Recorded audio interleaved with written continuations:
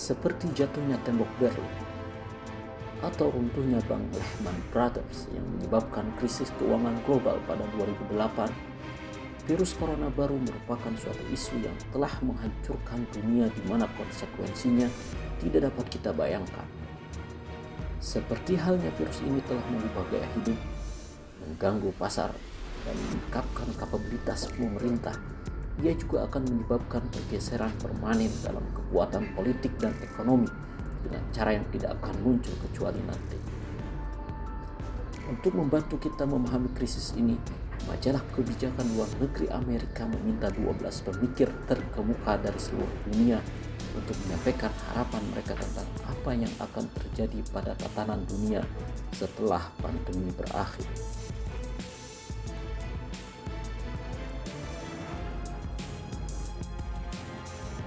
Stephen Walt, seorang profesor hubungan internasional di Universitas Harvard, mengatakan bahwa pandemi ini akan memperkuat negara dan mempromosikan nasionalismenya. Setiap pemerintah dengan beragam coraknya akan mengadopsi langkah-langkah darurat untuk mengelola krisis secara mandiri, dan banyak yang akan enggan meninggalkan kekuatan baru ini ketika krisis berakhir. Ia juga mengatakan bahwa virus ini juga akan mempercepat pergeseran kekuatan dan pengaruh dari barat ke timur. Korea Selatan dan Singapura telah merespon lebih baik, dan China telah beraksi dengan baik setelah kesalahan awal. Namun respon di Eropa dan Amerika sangat lambat dan acak, yang akan mendistorsi model barat itu sendiri.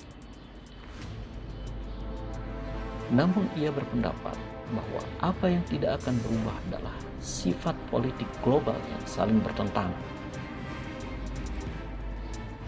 Pandemi sebelumnya, termasuk pandemi flu 1918 sampai 1919, tidak mengakhiri persaingan negara adidaya dan tidak memunculkan era baru kerjasama internasional, dan virus corona juga tidak akan berefek seperti itu. Ia melanjutkan, kita akan menyaksikan sebuah kemunduran dari globalisasi karena masyarakat menuntut pemerintah nasional untuk melindungi mereka, sementara negara dan perusahaan berupaya mengurangi kerentanan di masa depan. Singkatnya, virus corona akan menciptakan dunia yang kurang terbuka, kurang sejahtera, dan kurang bebas. Tidak dengan cara ini. Akan tetapi, menghadapi virus mematikan dengan perencanaan yang tidak tepat dan kepemimpinan yang tidak capable telah menempatkan umat manusia pada arah baru yang menimbulkan kecemasan.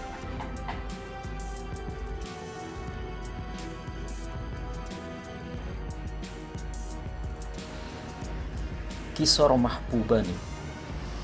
Ia adalah seorang profesor di Singapura dan dekan Fakultas Kebijakan Publik Lee Kuan Yew dari Universitas Negeri Singapura. Juga menjabat sebagai Menteri Luar Negeri Singapura. Ia mengatakan virus corona tidak akan mengubah tren ekonomi dunia secara mendasar. Ia hanya akan mempercepat transisi dari globalisasi yang berporos pada Amerika Serikat ke globalisasi yang berporos kepada China. Ia bertanya, mengapa tren yang lama akan terus berlanjut? Karena rakyat Amerika telah kehilangan kepercayaan pada globalisasi dan perdagangan internasional serta perjanjian perdagangan, baik ada Trump atau tidak ada Trump. Namun di samping itu, China tidak kehilangan kepercayaannya karena ada alasan historis yang sangat mendalam.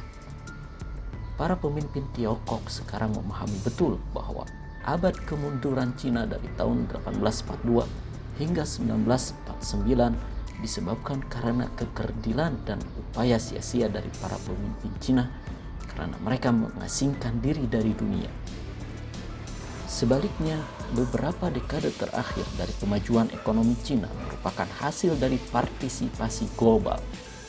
Seperti yang disaksikan, orang-orang Cina sekarang merupakan hasil dari ledakan kepercayaan budaya.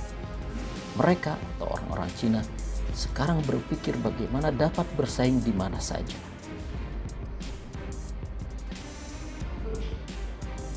Robin Niblet, Ia adalah direktur dan CEO Chatham House Institute di Inggris. Ia mengatakan, virus corona mungkin adalah jerami yang mematikan punggung unta dalam kaitannya dengan globalisasi ekonomi.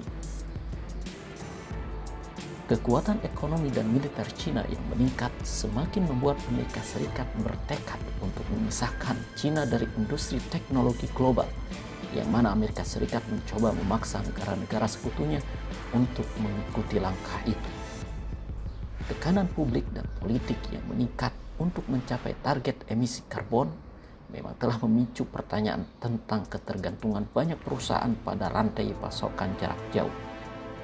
Sekarang, virus corona memaksa pemerintah, perusahaan, dan masyarakat untuk meningkatkan kemampuan mereka dalam mengatasi isolasi ekonomi jangka panjang.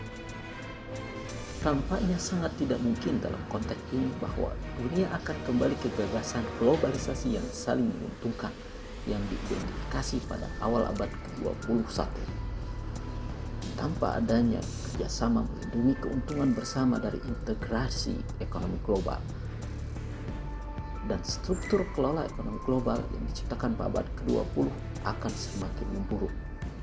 Selain itu akan membutuhkan disiplin besar para pemimpin politik untuk mempertahankan kerjasama internasional dan tidak mundur untuk menyuarakan persaingan geopolitik.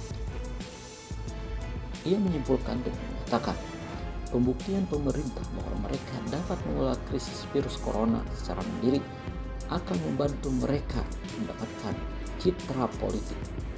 Akan tetapi, bagi mereka yang gagal, mereka akan kesulitan untuk menahan godaan menyalahkan orang lain.